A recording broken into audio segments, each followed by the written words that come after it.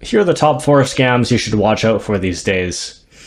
Unfortunately, we all know scammers aren't going anywhere anytime soon. So the first one is the ghost dependent scam. And the people behind this are some of the lowest of the low. They're the most indecent people. What they do is they score obituaries looking for children who've passed away. And since those notices usually have full names and details, they use their tools to track down the child's social security number. Then they try to steal that identity or even claim that child on their tax return. So they'll file that number just to get a refund from the government and do other things too, maybe. They also post this information on the dark web for others to buy and use it for identity theft as well. I know someone who knows a guy. This guy turned out to be one of those scumbags who was going on the dark web and buying social security numbers of dead children. So it is just a despicable, indecent thing, but it's happening. So if you're ever in the position where a loved one passes away, you should call the Social Security Administration right away. You need to lock that number down so no one can use it to open accounts or steal an identity or mess with your taxes. So this is a very awful scam, but that's what ghost dependency is. The second scam on the list is called SIM swapping. So how is SIM swapping actually, how does this work? Criminals go online and dig up as much information on you as they can find. They're checking your Facebook and your X, your LinkedIn, basically any social media that they find exposed that you have, basically any social media that you have, and so that they can get your personal details.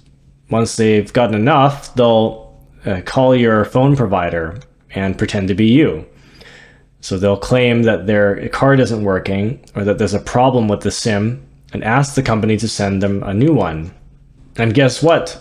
Companies are actually doing this. The cell phone providers are actually falling for this a lot of the time because it's just a numbers game. So it does happen all the time, and that's why this is a scam I'm warning you about these days. These criminals can make hundreds of calls a day, maybe 250 calls, and they only need one person to say yes to get what they want. And once that new SIM card is sent to them, they insert it into their own phone and they're in. If they've already managed to hack your other accounts or find your banking info, they'll try to log that in. And since many people use two-factor authentication, the bank sends a text code to your phone.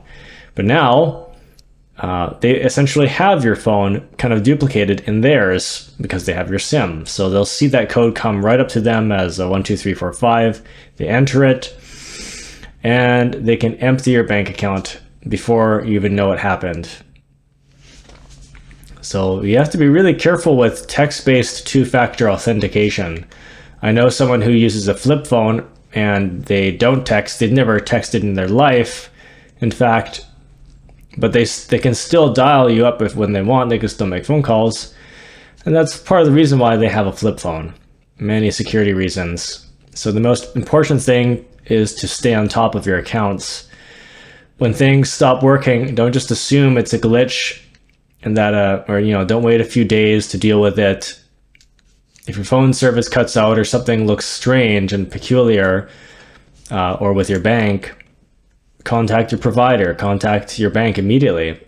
The biggest problem is putting it off a few hours or a few days, and by that point it could be too late. So the second you see something that seems fishy, get on the horn and find out if someone had SIM swapped your card.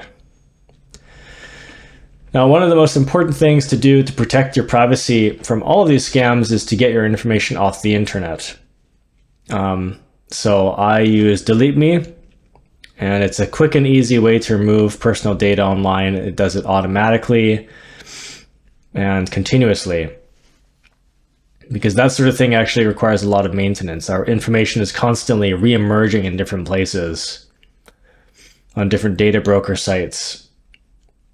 So these days, it's inevitable that you have to give out some personal information at some point, but that doesn't mean you have to be an easy target for scammers. And when you do give out that personal information, DeleteMe is always able to catch up with that or keep up with that.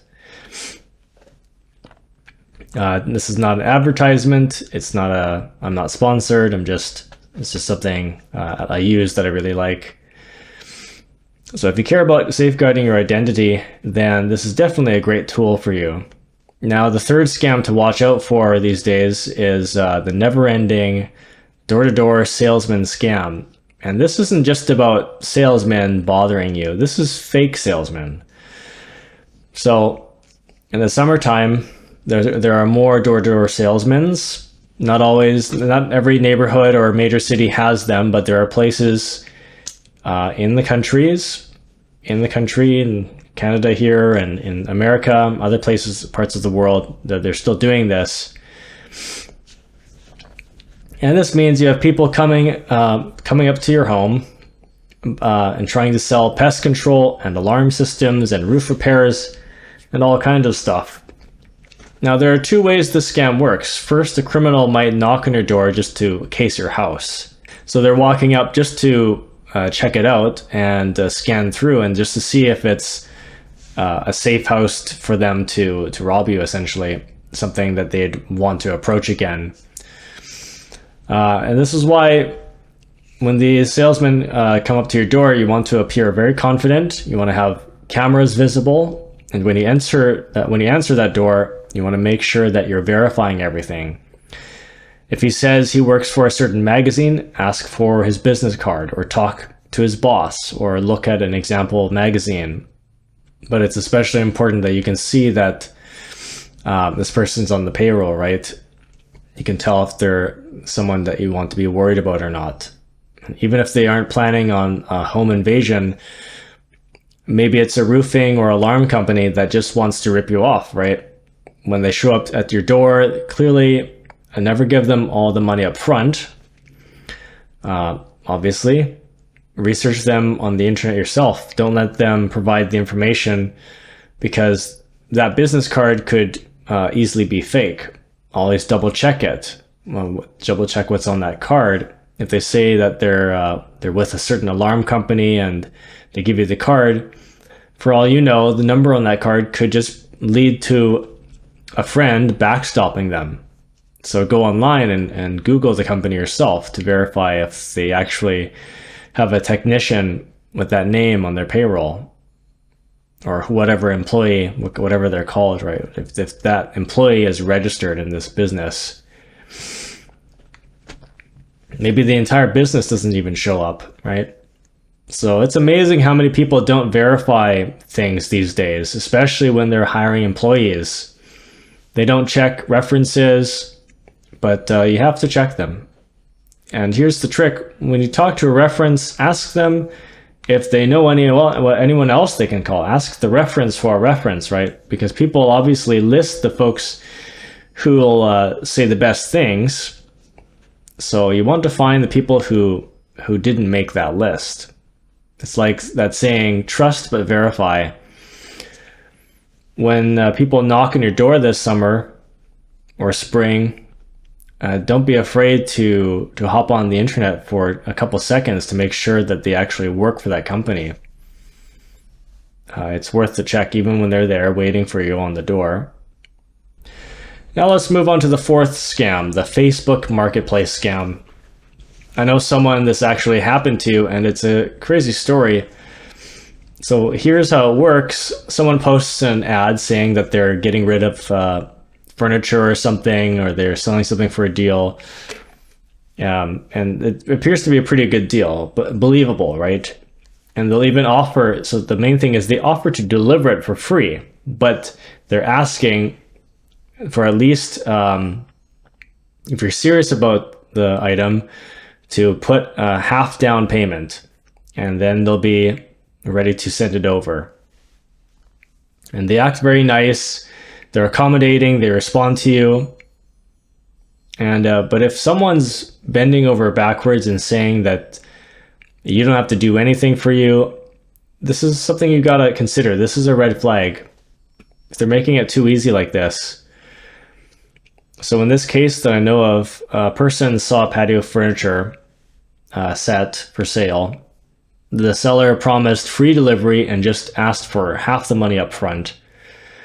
So this person sent several $100s through an app like Cash App or Venmo or something like that. And you have to keep in mind, that's another thing to watch out for too, is that these payment systems that they're using, they don't have ways of sending the money back. So that's another red flag. So the woman who wanted to, or who was supposed to deliver it, started stringing this person along, just stalling and postponing things. They're saying things like, oh, well, my boyfriend's not home yet, actually. It's going to be a few hours. I'm sorry. Can you wait later tonight? And stalling more, postponing even more. You know, actually, it's too late now. How about, but I promise we'll do it tomorrow afternoon. Is that okay? Now, the reason for stalling like this is simple, because eventually it gets late in the evening and the person who thinks they've bought the furniture asks, you know, are they still coming? And the scammer makes all these excuses, right? But what they're actually doing is they're just scamming more people in this process. You're one of them. So they're taking that, they need that time to do that. So when noon rolls around, the furniture never shows up. The messages stop. The listing, in fact, by that point, you know, you're contacting them as a customer, as a buyer, I mean, and you're trying to get a hold of them. By that point, the list has disappeared. The person's profile has disappeared off Facebook. So and to do this, they have to set up fake profiles and they have to promise free delivery. And of course, that's how they get away with it. They take down the profile.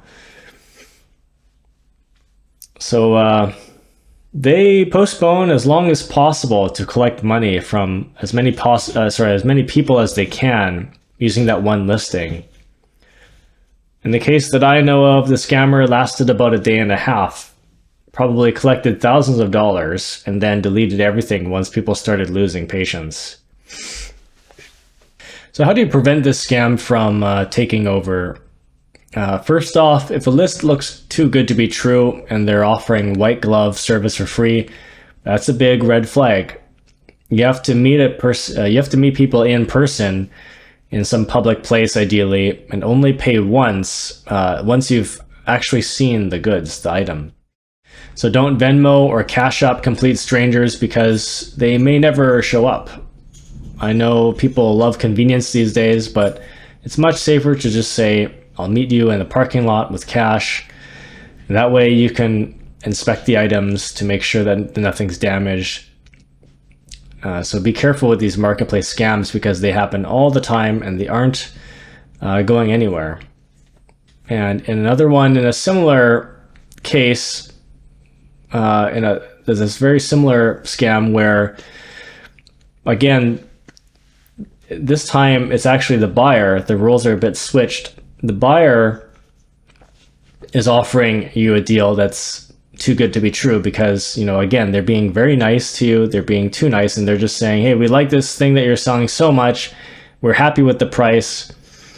We're actually just, we can't pick it up right now, but how about we send you a check and then you can drop it off somewhere, something like that, because we won't be in town.